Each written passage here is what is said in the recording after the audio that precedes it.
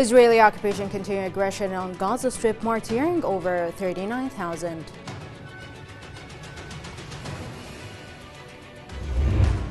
U.S. Vice President Kamala Harris pledges to be vocal about suffering in Gaza.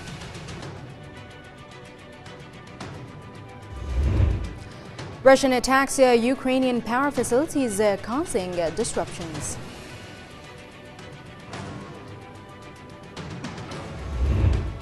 United Nations demands action on extreme heat as world registers warmest days.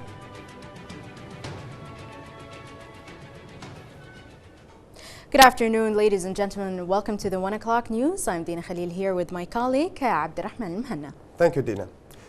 Let us begin with the latest in local news, where His Highness the Emir Sheikh Mish'al al-Ahmad al-Jaber al-Sabah, may Allah protect and bless him, sent a cable of congratulations to His Excellency President Mohammed Mizu of the Republic of Maldives on the occasion of his country's National Day.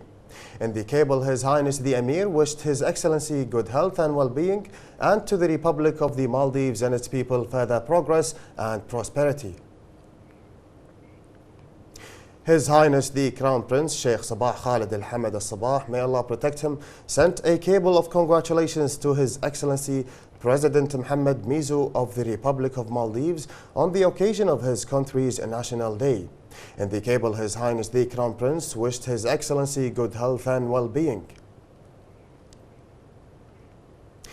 His Highness Sheikh Ahmed Abdullah Al-Ahmad Al-Sabah, the Prime Minister, may Allah protect him, sent a cable of congratulations to His Excellency President Mohammed Mizu of the Republic of Maldives on the occasion of his country's National Day.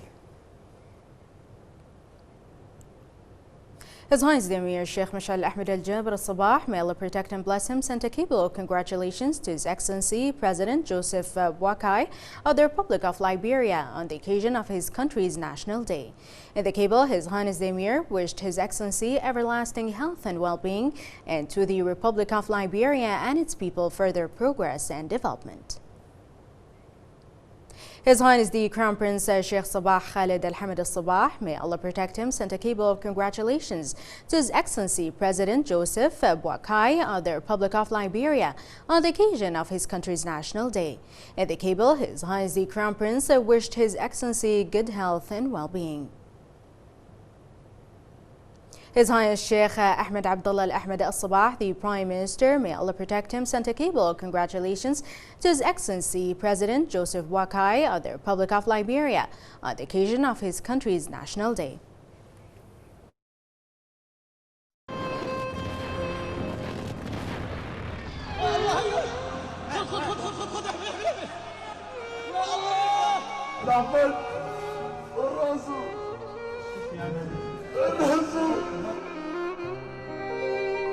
بكفي يا عالم، بكفي ظلم، احنا ناس غلابة، اقسم والاولاد ماتوا بدون ما ياكلوا، يسلم علي الله، الاولاد ماتوا بدون ما ياكلوا. As for the latest in Palestine, a new wave of airstrikes by the Israeli occupation jets has targeted the Gaza Strip, including Khan Yunis in the south, the Bureid refugee camp in the center, and the Gaza city in the north of the enclave. The occupation fired live rounds at an ambulance evacuating a wounded person in southern Khan Yunis, where a deadly ground invasion by aggression forces it's expanding. More in the following report. 5 citizens were killed and others were injured today in raids by the occupation warplanes that targeted a Sahaba neighborhood east of Gaza City. Health sources confirmed the martyrdom of 5 citizens as a result of 2 separate attacks on 2 houses in east of Gaza City. The occupation warplanes also bombed a residential apartment in the Daraj neighborhood in Gaza City, which resulted in the injury of the number of citizens, including children and women. In addition, the occupation forces blew up several residential buildings in the Magharba area north of the central governorate. Earlier, citizens was killed and others were injured in town of Banai Sahiliya on Thursday evening in the ongoing Israeli occupation raids in Khan Yunis governorate and the southern Gaza Strip. The occupation forces also blew up a residential building in the town of Al-Qarara north of Khan Yunis. in conjunction with the occupation artillery shelling of the Sheikh Nasser neighborhood and the surroundings of a CK area in the city, and also bombed areas north of Rafah city. The Palestinian Red Crescent Society said that the occupation forces targeted an ambulance with live bullets while evacuating an injured person from Khan Yunis. Meanwhile, the Israeli occupation has continued its aggression on Gaza Strip since the 7th of last October, which resulted in the martyrdom of 39,175 citizens, the majority of whom are children and women, and the injury of 90,403 others, as thousands of victims are still under the rubble and on the roads, as ambulances and rescue crews cannot reach them. And in the occupied West Bank, the Israeli occupation forces stormed in the city of Qalqiliyah and the town of Azon in the east at dawn today and arrested at least 10 citizens, most of whom are relatives and family members of those claimed wanted. Local sources reported that large forces of the occupation army carried out extensive raids in several neighborhoods, stormed homes and residential buildings, searched them, assaulted their residents, and conducted field investigations with them. The Israeli occupation forces detained at least 32 people, including a journalist, a child, and former detainees in the occupied West Bank during the last 24 hours.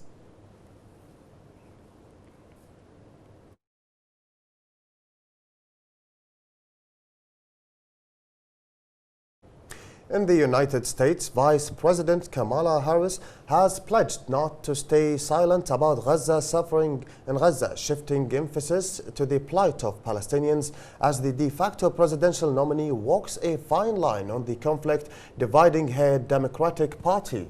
Harris, the presumptive Democratic nominee after President Joe Biden's decision to end his re-election campaign, had urged the occupation's authority to agree to a U.S.-backed ceasefire proposal in a move that could ease the suffering of millions in the besieged enclave. More in this report. Vice President Kamala Harris pressured the Israeli occupation's authority to help reach a Gaza ceasefire deal that would ease the suffering of Palestinian civilians, striking a tougher tone than President Joe Biden.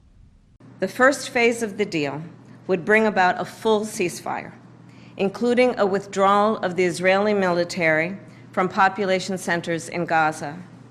In the second phase, the Israeli military would withdraw from Gaza entirely, and it would lead to a permanent end to the hostilities. Harris's remarks were sharp and serious in tone, as she did not mince words over the humanitarian crisis gripping Gaza after 9 months of war on the innocent civilians. I also expressed with the Prime Minister my serious concern about the scale of human suffering in Gaza, including the death of far too many innocent civilians. And I made clear my serious concern about the dire humanitarian situation there, with over 2 million people facing high levels of food insecurity, and 500,000 people facing catastrophic levels of acute food insecurity. The Israeli occupation's brutal war on Gaza has killed more than 39,000 martyrs and caused a humanitarian catastrophe, with most of the coastal enclave leveled, people displaced from their homes, famine, and a shortage of emergency relief. As such, a ceasefire has been the subject of negotiations for months, as U.S. officials believe the parties are closer than ever before to an agreement for a 6-week ceasefire. The war on Gaza has splintered the Democratic Party and sparked months of protests as demonstrators gathered near the White House, where U.S. and occupation's authorities were meeting. Harris maintains the closer ties to Democratic progressives, some of whom have urged President Biden to attach conditions to U.S. weapons shipments to the occupations out of concern for high Palestinian civilian casualties in the Gaza Strip. One person was killed and 2 others were injured in an Israeli occupation bombing targeting southern Lebanon, while Hezbollah announced attacking 7 Israeli occupation sites off the southern border earlier. Hezbollah mourned one of its members from the town of Rabtalin in southern Lebanon, bringing the number of its members who fell during the confrontations that broke out with the occupation since last October to 407. In other regional news, the de-escalation agreement between the legitimate Yemeni government and Houthis went into effect with the central bank in the interim capital Aden, restoring SWIFT services to 6 banks in the Houthi-led Sana'a. Additionally, flights were also resumed between Sana'a and Amman, as 3 will be operated per day. Once logistic preparations are complete, flights will also be operated to Egypt and India.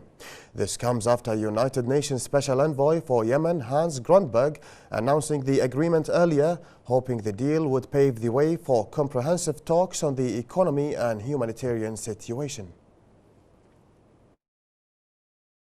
Ukraine's national power grid operators said that Russia overnight attacked Ukrainian energy facilities in 2 regions with drones, disrupting electricity supplies. Ukraine's Air Force chief said that Ukrainian air defenses destroyed 20 out of the 22 Russian attack drones launched overnight. Most of the drones were shot down in the Kherson, Sumy, Zhytomyr, and Chernihiv regions. Russian missile and drone attacks on Ukraine's energy sector have intensified since the spring, resulting in blackouts in many regions and forcing Kiev to start large-scale electricity imports from the European Union. As the world continues to experience record high temperatures that have put vulnerable communities at risk, the head of the United Nations has called on countries to take action to address the effects of the crippling heat. Meanwhile, UN Secretary General Antonio Guterres urged countries to shift away from fossil fuels to tackle the climate crisis driving extreme heat. More in the following report. UN Secretary General Antonio Guterres called earlier for countries to address the urgency of the extreme heat epidemic fueled by climate change, days after the world registered its hottest day on record. Climate change is making heat waves more frequent, more intense and longer lasting across the world. Already this year, scorching conditions have closed schools for some 80 million children in Africa and Asia and led to a spike in hospitalizations and deaths. According to the European Union's Climate Change Service, every month since June 2023 has now ranked as the planet's warmest since record began in 1940, compared with the corresponding month in previous years. Meanwhile, the UN called on governments not only to tamp down fossil fuel emissions, the driver of climate change, but to bolster protections for the most vulnerable, including the elderly, pregnant women and children, and step up safeguards for workers. Heat is estimated to kill almost 500,000 people a year, and that's about 30 times more than tropical cyclones. We know what it is driving it: fossil fuel charged, human-induced climate change. And we know it's going to get worse. Extreme heat is the new abnormal. But the good news is that there are solutions. The good news is that we can save lives and we can limit its impact. According to a report from the International Labour Organization, over 70% of the global workforce, 2.4 billion people, are now at high risk of extreme heat. In Africa, nearly 93% of the workforce is exposed to excessive heat, and 84% of the Arab states' workforce. Excessive heat has been blamed for causing almost 23 million workplace injuries worldwide and some 19,000 deaths annually. Furthermore, UN Secretary General also called for governments to heat-proof their economies, critical sectors such as healthcare and the built environment. Cities are warming at twice the worldwide average rate due to rapid urbanization and the urban heat island effect. By 2050, some researchers estimate a 700% global increase in the number of urban poor living in extreme heat conditions, and this is the first time the UN has put out global call for action on extreme heat. The Park Fire, California's largest wildfire of the year, has ravaged over 125,000 acres and destroyed numerous structures yesterday in Bidwell Park, northeast of Chico. That's right, Dina. Typhoon Gimi triggered severe flooding and brought powerful winds to Taiwan's south after it made landfall the previous night. Here's more. The Park Fire, California's largest wildfire of the year, has ravaged over 125,000 acres and destroyed numerous structures in Bidwell Park. The Butte County Sheriff's Department ordered evacuations for rural foothill communities, including nearly the entire town of Cohasset, home to about 400 residents. According to authorities, more than 1,100 firefighters fought the flames using helicopters and bulldozers to cut fire lines in a bid protected homes in the densely populated areas of North Chico. No injuries have been reported. Meanwhile, according to the Bolivian Wildfires Monitoring System, wildfires have ravaged the eastern Bolivian department of Santa Cruz, destroying over 300 hectares. SATRIFO recorded 8,627 active hotspots identified in Santa Cruz on Thursday. Elsewhere, Typhoon Gimi triggered severe flooding and brought powerful winds to Taiwan's south after it made landfall the previous night. Footage showed by a mulberry farm in Hawaii City its crops completely submerged underwater just before it was due for harvesting. Gimi swept through Taiwan, injuring more than 500 and killing 5 before barreling west across the Taiwan Strait towards China, where it is expected to dump more torrential rain. An interactive art exhibition showcasing the works of several talented Kuwaiti artists recently took place at the Modern Museum of Art. The exhibition featured non-traditional art forms that invited visitors to engage directly with the artworks. Here's more in the following report. An interactive art exhibition that recently took place at the Modern Museum of Art included live demonstrations where the artists shared their creative techniques. These demonstrations provided deeper insight into the inspiration behind the artworks and encouraged audience members to explore their own creativity. We have an interactive exhibition here in Kuwait, which is, in my opinion, and so far that I know, this is the first kind of exhibition that's held here in Kuwait, where people can actually interact with you while you're doing the pieces of art that you're doing or you're having.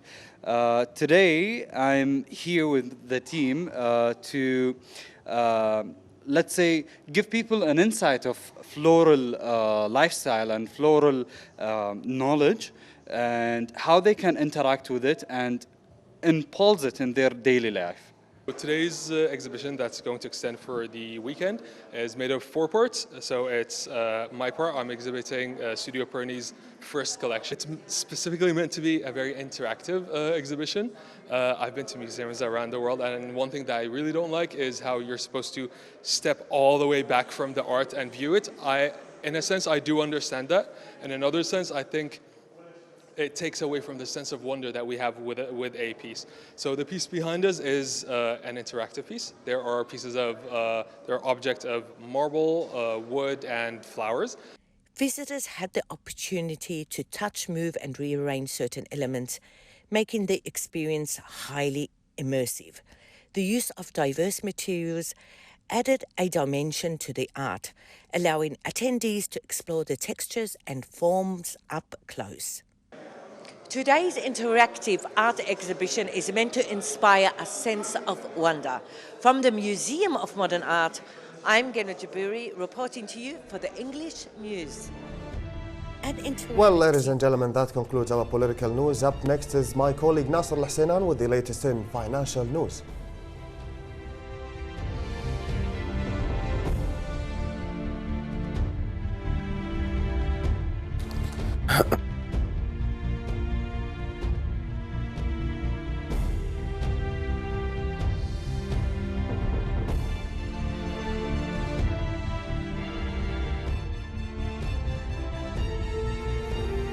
Oil prices set for 3 consecutive weekly declines. And gold firms ahead of U.S. inflation data yet set for weekly losses.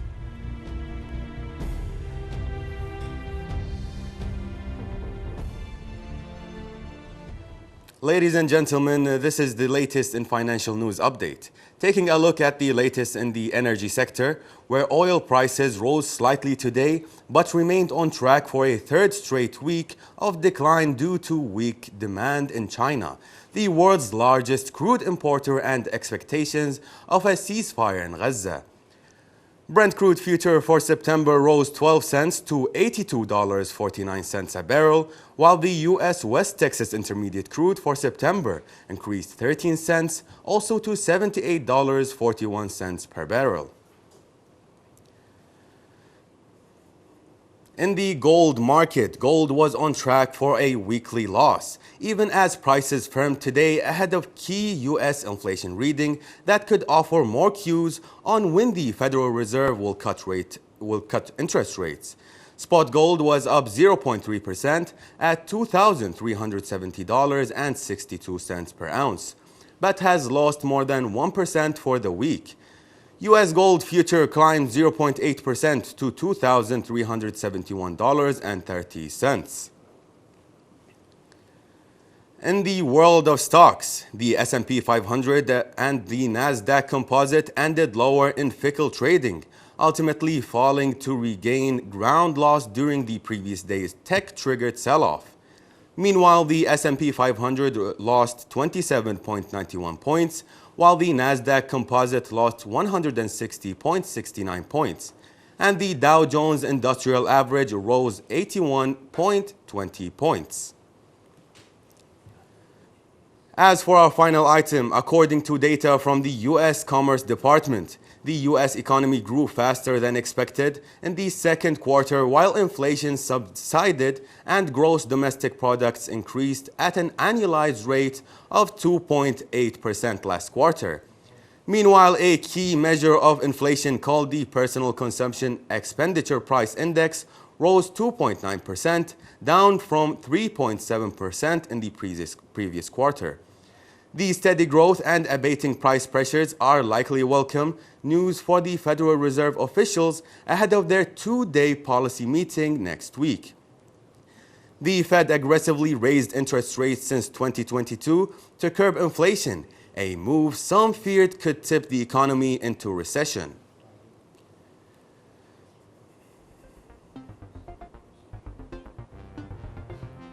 That was our financial news update for now. I will leave you now with Dana Farid for the latest in sports.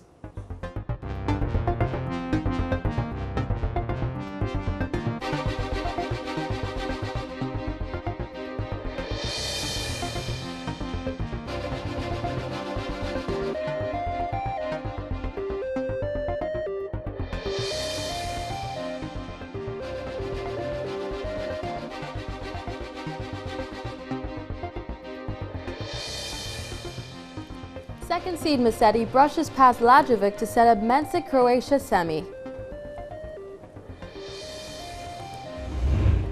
And Rublev roars back against Marozan to advance in Omagh.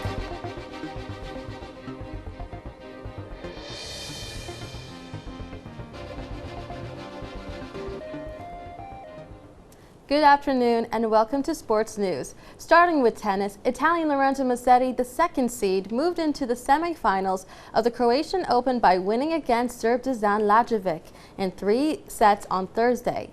Mesedi, who will head to Paris for the Olympic Games at the end of the tournament, came from a set down to win 5-7, 6-3, 6-love at the ITC Stella Maris in Omagh. Italian Mesedi will face Jakub Mensik in the last 4 next.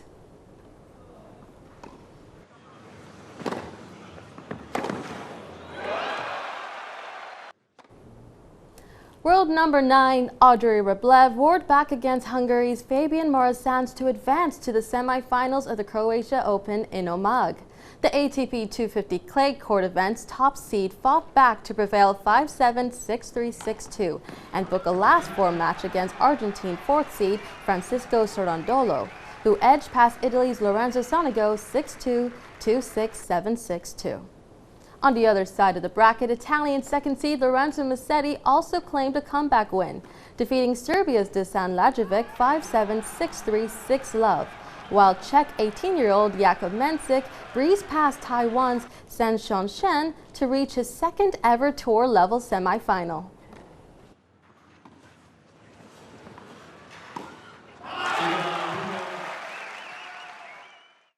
Yesterday's Olympic Rugby Sevens action showed South Africa pull off a shocking victory, defeating New Zealand 14-7.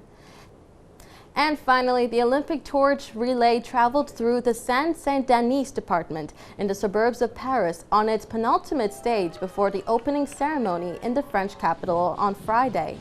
The French film director Alice Diop then carried the torch in her hometown, Aubervilliers, with actress Sabrina Ouazani taking over in La Courneuve. The relay also paused for a quiet reflection at the Holocaust Memorial at the former internment camp in Drancy, before continuing on to Georges Valbonne Park, where a cauldron was lit by French football legend and 1998 World Cup winner Liliane Thuram.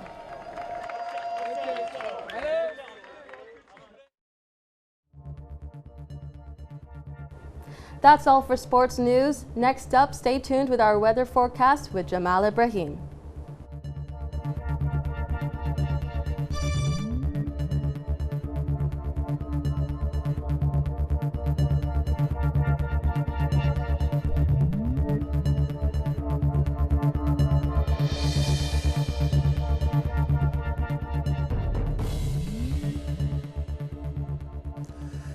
Good afternoon, everybody. We'll take a quick tour with our weather forecast for the next 24 hours. We're still in July. Hot, extremely hot weather, extremely dry, dusty weather expected within the next 2 days. Northwesterly wind for today, speed of the wind will be 10 to 35 kilometers per hour in the evening. Tomorrow, northwesterly will be 15 to 40. In the evening, will be 10 to 40 northwesterly. Right now, we have clear skies in Kuwait City, northwesterly wind, speed 4 kilometers per hour, temperature 48 degrees Celsius, relative humidity low, 10%, visibility more than 10 kilometers. Maximum temperature expected for tomorrow in Kuwait City, 47 to 48.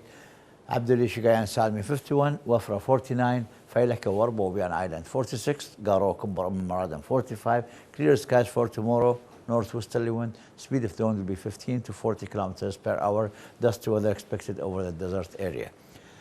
State of the sea will be slight to moderate. Height of the waves will be 1 to 4 feet. First high tide will be at 4:10 a.m. Second one will be at 3:45 p.m. First low will be at 10:10 a.m. Second one will be at 10:25 p.m. The Fajr prayer time for tomorrow will be at 3:35. Sunrise will be at 5:05. Sunset will be at 6:44. 5 days extended forecast will be clear skies, maximum 48, 47 to 49, minimum 36, 34 to 33, all northwesterly wind. Tomorrow 15 to 40. On Sunday it will be windy, 20 to 55. Dusty weather expected over desert area. It might cover whole state of Kuwait. More dust and more wind coming Monday. Northwesterly wind, the speed of the wind will be 20 to 60 kilometers per hour. Dusty weather expected maybe all over the state of Kuwait. And we have less wind on Tuesday and Wednesday. Northwesterly light wind, 10 to 30 kilometers per hour. Nice, fair, and clear, but extremely hot weather. Thanks for watching us, and goodbye.